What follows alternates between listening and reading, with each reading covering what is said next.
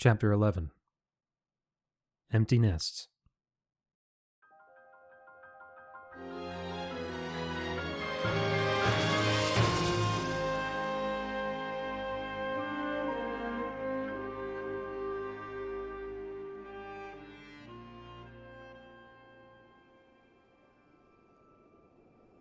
The bridge that had once spanned the gap between the mainland and the first in a series of 3 spire-like islands that led up to Rito Village was broken. Whether because of the weight of snowfall or because of the gusts of wind, Link wasn't sure. But the old rope bridge had snapped. I wonder if Pen could manage to fly down there and grab the bridge and fly it back up, Tracy said, standing beside Link, her legs half buried in a snowdrift. Link shook his head. I don't think so. It would be heavy, and most Rito I know have a lot of trouble lifting a lot of weight without a good updraft. Yeah, you're probably right. Maybe if we had a whole team of Rito, though.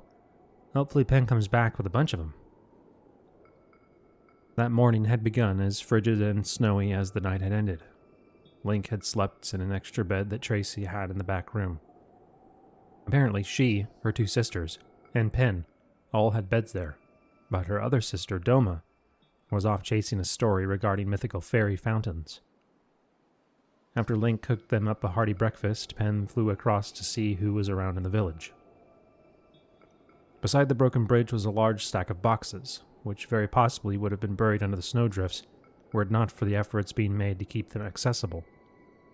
Mostly foodstuffs, these were the supplies that Purah had attempted to send to the Rito, as it became harder and harder for them to produce their own provisions. To someone who didn't understand, a person might have questioned why anyone needed to be concerned about the broken bridge. The Rito could fly over and get food any time they wanted, after all. And that was clearly what they had been doing, as evidenced by a few boxes that had been emptied and tossed to the side. The problem Link suspected was sustainability. The flight from the central island to the ground outer edge of the basin was not short, especially with the storm's winds. It would take time and effort to try to sustain the entire civilization like that, especially since a single Rito could only carry back so much. That was of course if the supplies could even reach the Rito. With the snowfall, the road had effectively become impassable for wheeled carts. A sled could work, but only once the snow was reached. A solution, but hardly an ideal one. Again, Link found himself wondering how he could even help here. He'd seen no sign of Meadow flying overhead, though the flashes of lightning in the giant storm occasionally gave him glimpses of something in the middle of the clouds. It might have been the divine beast, but the shape had seemed wrong. Tracy sighed, drawing her coat around her tighter and burying her face in her scarf. Figures. I finally start to establish myself as a legitimate source of information, and I'm probably going to have to abandon our office and all of our supplies. He didn't point out that the Rito lives were far more important than her business. He turned his attention back to the broken bridge. It had snapped near the middle, leaving 2 sections of the bridge dangling, one on either end of the chasm. Could he use his powers to mend it somehow? Perhaps with his telekinetic and fuse abilities. But he would need to try to bring both ends together, and as far as Link knew, he could only manipulate one object at a time. Could he make a new bridge, however? He looked around. There were boxes near him. Those wouldn't work. But there were also trees, some of which had been knocked down or broken in the storm. Could he fuse the trunks to form a bridge that spanned the gap? Could Link even lift something like an entire tree trunk? Robert had indicated that telekinesis could be used to lift objects far heavier than Link could do so physically, but... Oh! I think I see them, Tracy said. Link turned, squinting his eyes against the swirling snow, searching for what she'd seen. Several seconds later, he saw the hint of a dark shadow within the nearly opaque curtain of gray-white snow. That shadow soon separated into 2 shapes, each with a large wingspan flapping hard. He could tell that the wind was not easy to fly in. As he watched, a gust blew one of the Rito off course, requiring them to work hard to correct their path. The other had reacted in time, banking in the air just enough to stay mostly in line with their intended flight path. The flying silhouettes eventually resolved into two familiar-looking Rito. One was Pen, and the other... Link grinned, lifting a hand and waving as a pair of Rito flew overhead, landing in the snow just behind him and Tracy. He turned to follow their descent as they each landed with a flourish of their wings, kicking up a cloud of snow and ice that briefly obscured them. The taller of the Ritos stood, turning to face Link with his imperious, golden-eyed stare. "Link," he said. "About time you made your way out here." "It's good to see you too, Teba," Link said, smiling broadly. Teba was a strong Rito, with powerfully built wings, a viciously hooked beak, and a pair of eyebrows that always made him look like he was scowling, which, to be fair, he often was. He had a crest of white feathers that stood atop his head, like spikes, as well as mostly white wings save for the gray feathers at his wingtips. 6 years prior, Teba had been instrumental in helping Link reach the flying Meadow and defeating the creature that controlled it.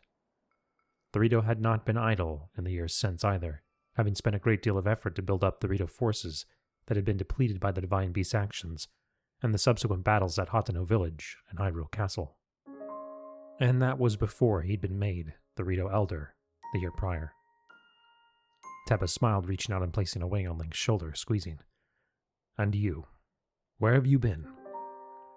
"It's a long story," Link said. "Before we get into it, what's happening here? How are the Rito faring?" Teba's eyes hardened. "It isn't good. Food's scarce and it's gotten cold, even for the Rito. Especially as you get out to the mountains. Are the winds making it difficult to fly?"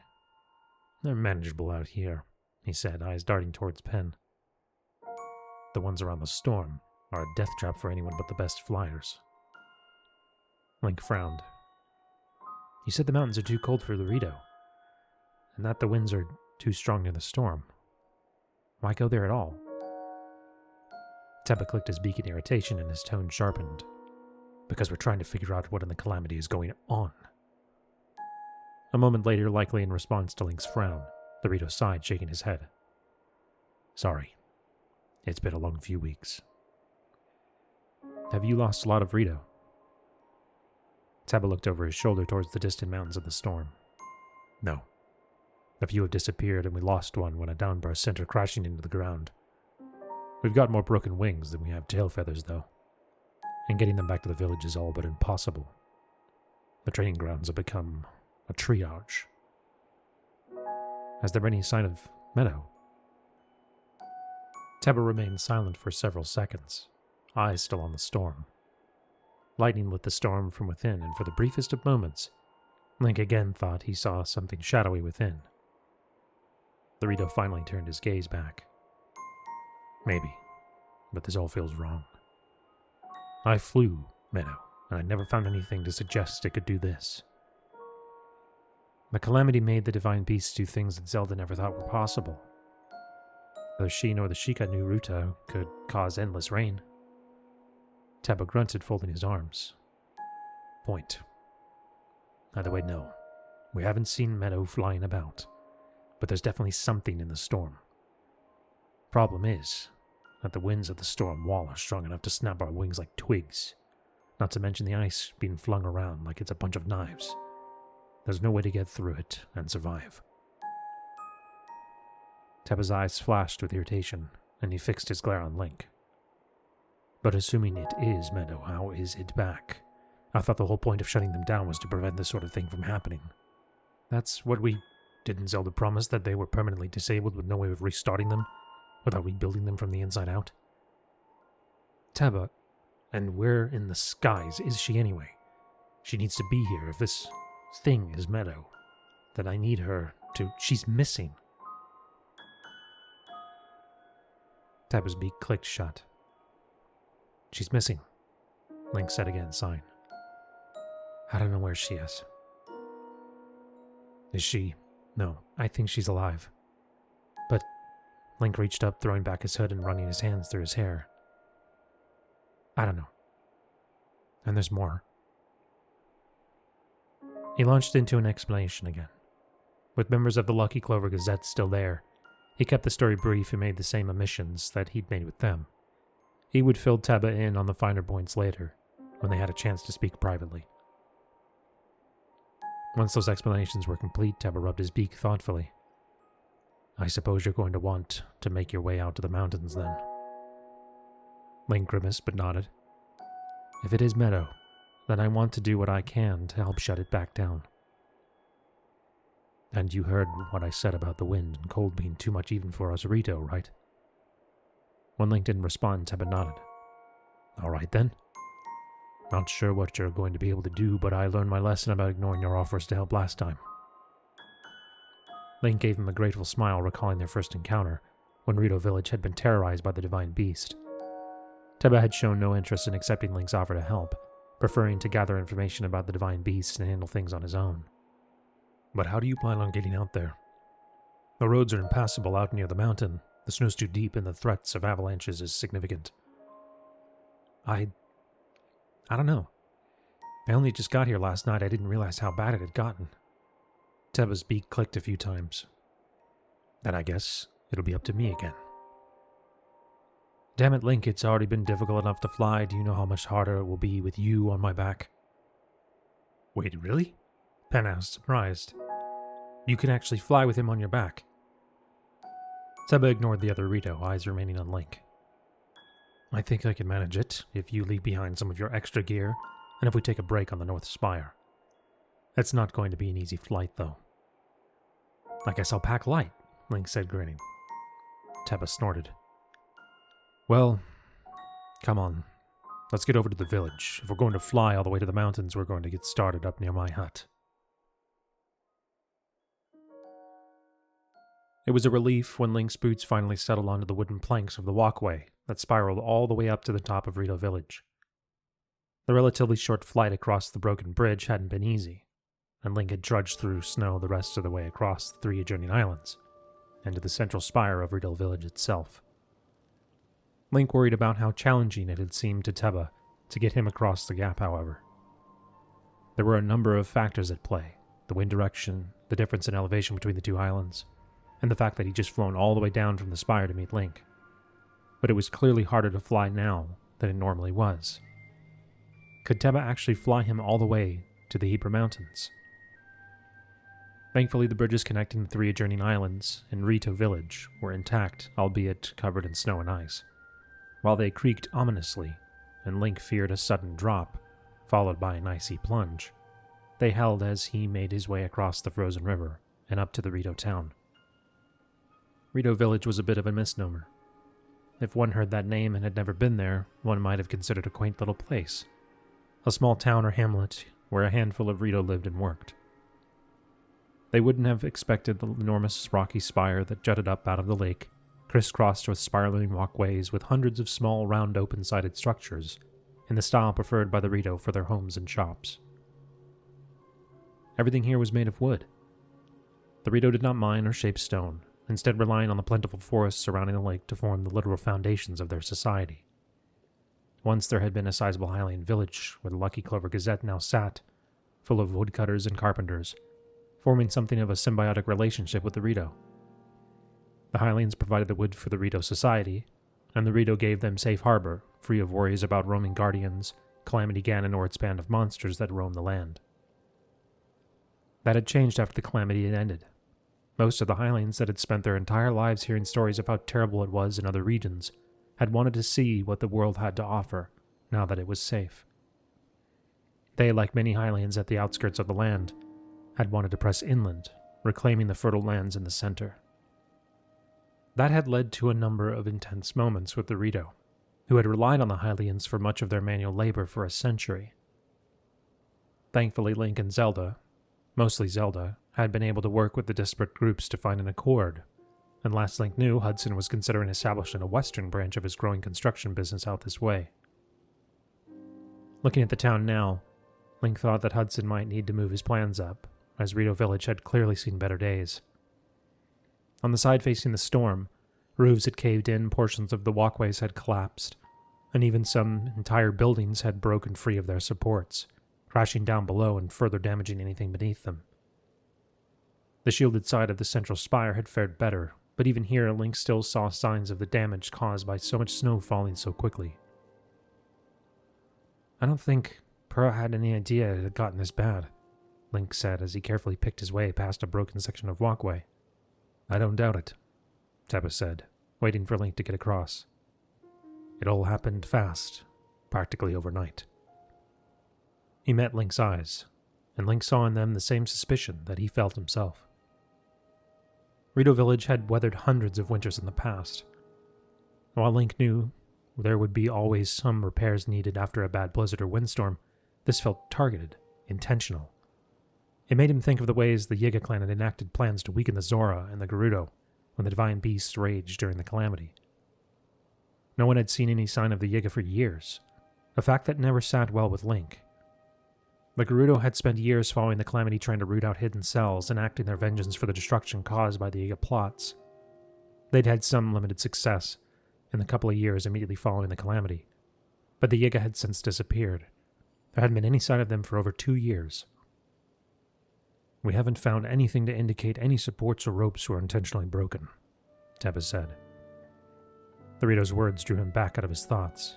Link's face relaxed. He'd begun to scowl, and he unclenched his hands. So you don't think it was sabotage? Teba turned his gaze towards the storm. I didn't say that. Link! Link looked around to see a young Rito girl, half running, half gliding down the walkway ahead of them. She flapped her wings and lifted off the ground, clearing the last section before dropping back down to the ground in front of Link. Before Link could respond, the girl had thrown her wings around him, embracing him tightly, her head against his chest. Hey, Keel, Link said, patting the young Rito's head. How are you and your sisters doing? Keel looked up at him, blue eyes wide and bright, and spoke in a high-pitched, nearly shrill voice. It's about time you got over here, you know. So I've been told. He glanced over at Teba, smiling faintly. The Rito youth released him, stepping back, looking between Link and Teba. Oh! Hi, Teba. I think Tulin was looking for you. Teba merely grunted, folding his wings over his chest. He looked irritated for some reason, and Link wasn't sure why. Keel turned her attention back to Link. She was a young Rito girl, adorned with vibrant purple feathers and a black-tipped beak. He had known her since she was little more than a chick, having barely grown into her wings and still bearing plenty of down feathers. It still stunned him how much she and her older sisters had grown in the last 6 years. And we're doing okay. Mama's helping out in the mountains, so Not's in charge. She leaned in conspiratorially. Dad is keeping her real busy, though. She's been whining non-stop since Mama left. Knots, Kots, Genli, Kree, Keel, Detta. 6 Rito children that Link knew from his travels during the Calamity, or in Detta's case, the years since.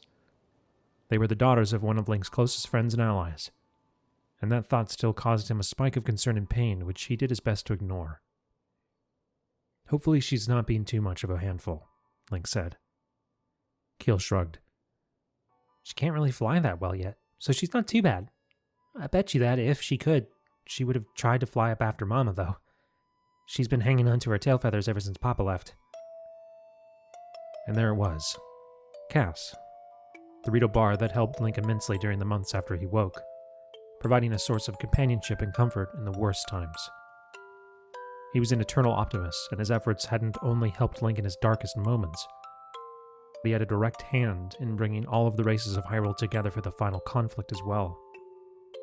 Cass was a hero known throughout Hyrule for his travels, spreading tales of Link and Zelda's successes, and inspiring many other musicians to begin their own journeys.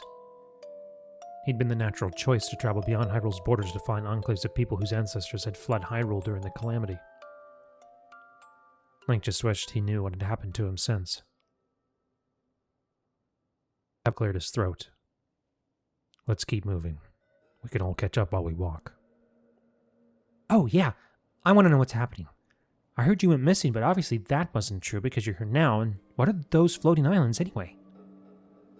Link smiled as the words spilled out of Keel's beak as they continued their walk to the upper levels of Rito Village.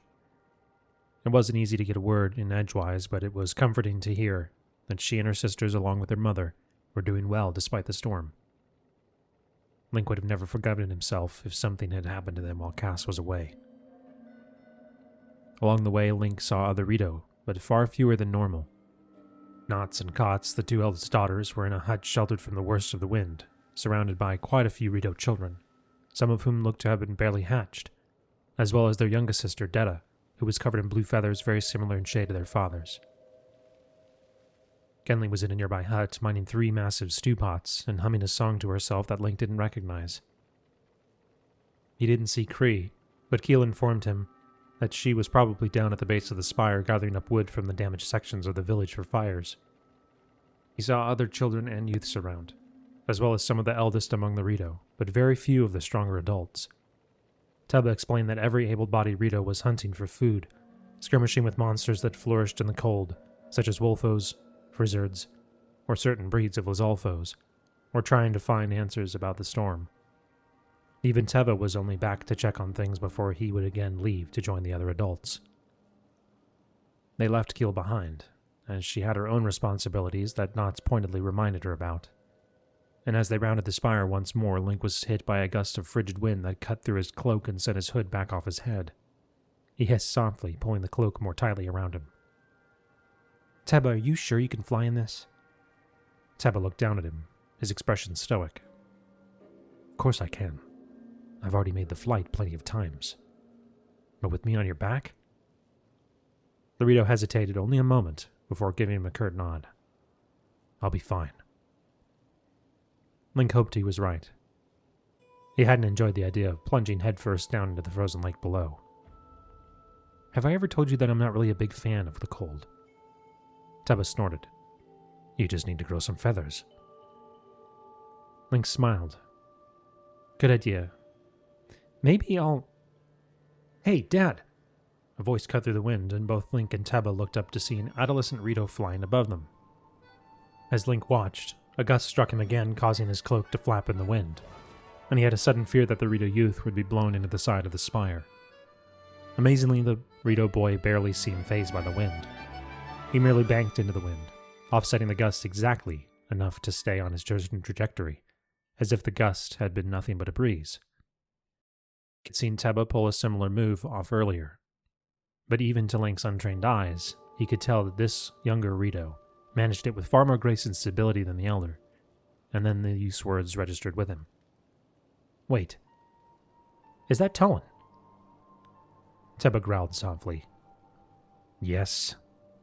That damn boy is going to get himself blown out of the sky. Tulin, come down here." The young Rito folded his wings to his body and dropped like a stone. Right before he rammed into the walkway, his wings flared open once again, and he landed on his feet, sending up a small plume of snow and ice. When he stood upright, his eyes went immediately to Link. "Link! Skies, you're here!" He laughed and threw his wings around Link's torso, squeezing him tightly. He hugged the younger Rito in return, though his mind still struggled to understand how this Rito, who was nearly as tall as Link himself, and covered with sleek white and gray feathers, could be the down-covered child he'd gotten used to seeing when visiting Teba. Tulin had been growing taller and stronger, of course, and had gotten his first flight feathers a few years prior, but this youth seemed far older than Tulin could ever be. "Tulin, you've gotten big over the winter," he said, looking Tulin over when the Rito pulled back from him. Despite his growth, Tulin still bore a youthful appearance, especially around his face. His bright blue eyes shone with excitement, and his short blue-gray beak was open in what passed for a Rito grin. He had a crest of feathers on his head that he'd tied back in a tail, save for several feathers that stuck up in a spike-like pattern that he'd had as long as Link had known him. It truly stunned Link to see him looking so much taller and stronger. His wings were wide, tipped with gray feathers reminiscent of his father's, and his 3-toed feet ended in sharp talons that Link knew all too well could do some real damage to an opponent. Tulin beamed. "I hit a growth spurt. I'm fully fledged now." Teba grunted next to him. "Not quite." Tulin turned towards Teba. "Do you see any down feathers on me anymore? I'm the strongest flyer in Rito Village. You said so yourself." "I said you had the makings to be the strongest. And I didn't tell you that to puff you up. You've got to learn when it's time to fly out front, and when you're better served in a formation. Without that, I'll always be flying into a headwind, Talon finished, rolling his eyes and crossing his arms over his chest in a way that made him look a lot like his father. I know, Dad. Teba harumphed, eyes narrowing. Speaking of flying, why are you still here? I thought you were supposed to meet up with Kasane and Leysa to scout out some of the caves near the peak. Talon's eyes hardened. I don't need egg sitters. They aren't... The elder Rito reached up with one wing, rubbing his forehead. I need all three of you to work together. You know the mountain is dangerous. I assigned you them, so you can provide them overwatch. Neither of them can fly well near the storm. Well, what about Mosley, Father? He's not a bad flyer. When Teba opened his beak to retort, his son quickly pressed on. Someone has to get closer to the storm to try to see what's inside. You know I'm the best one to do it. Talon! Teba's voice cracked like a whip, and Talon's beak clicked shut, though his eyes blazed with indignation, which was only matched by the anger in his father's fierce stare. Either you follow orders, or you stay here. If you're going to behave like a hatchling, then I'm going to treat you like one. Talon remained silent, but he averted his eyes, glaring instead at the ground, feathers around his neck bristling. Is that understood? Talon didn't look up. Yeah. Good, now go. Kasane and Leysa have probably already set out. Before the older Rito finished talking, Talon had turned and thrown open his wings, and shot into the air like a bolt loosed from an arrow. A cloud of snow shot up in his wake, briefly forming a swirling column before dispersing, making Link wave his hand before his face to clear the air. He watched amazed as Talon quickly gained altitude, before turning and flying quickly towards the distant mountains. Damn fledgling, Teba muttered, eyes on his retreating son. Link glanced at Teba. I haven't seen another Rito take off like that since... I know. He's a cut above the rest. Our best flyer by far, and possibly our best archer too. The problem is that he's headstrong. He's going to get himself hurt if he's not more careful. Link raised one eyebrow as he looked at the tall Rito. That sounds like someone else I know. Teba shot him a withering look. Shut it, or you're walking to the mountains. One corner of Link's mouth lifted. What? I was talking about Rivali. Who did you think I was talking about? Teba grunted and turned away from him, stalking further up towards his hut. Come on. Saki's getting supplies ready to go. With you hanging off my tail feathers, we're going to have to redistribute some of the load.